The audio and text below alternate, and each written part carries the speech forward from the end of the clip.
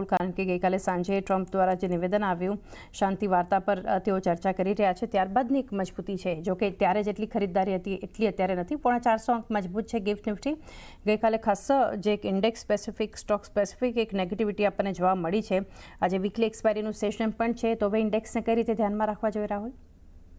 Good morning. I think જે હિસાબે setup આપણે જોઈ રહ્યા છે અને જે હિસાબે આપણે વોલેટિલિટી માર્કેટ્સમાં જોઈ રહ્યા છે, તો મહત્વના લેવલ છે 22,650. અગર જો નિફ્ટી 22,650 ની ઉપર રહેશે તો આપણને 23,200 સુધીના લેવલ આપણને જોવા મળી શકે છે. ઇમિડિયેટ 23,000 અને ત્યારબાદ 23,200 અને સપોર્ટ જે છે 22,300 ની આસપાસ જોવા મળે છે. સિમિલરલી બેંક નિફ્ટીની વાત કરીએ આપણે તો 51,750 મહત્વનો લેવલ છે. 51,750 ની ઉપર રહેશે તો જ મારા ખ્યાલથી આપણને બેંક નિફ્ટીના અંદર 53,000 સુધીના લેવલ આપણને જોવા મળી શકે એમ છે.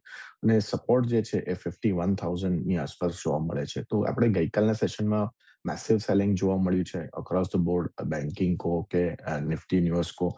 મને લાગે છે કે જો હિસાબે જો ગિફ્ટ નિફ્ટી ઇન્ડિકેટ કરે છે તો I think risk versus reward quite favourable છે near to the closing prices ના હિસાબે. તો મારી ભલામણ રહેશે કે 51,000 ઇમિડિયેટ અને સપોર્ટ નિફ્ટી બેંકમાં, ત્યારબાદ 5750 અને ઉપરમાં આપણને 53,000 સુધીના લેવલ આપણને નિફ્ટી બેંકમાં જોવા મળી શકે છે.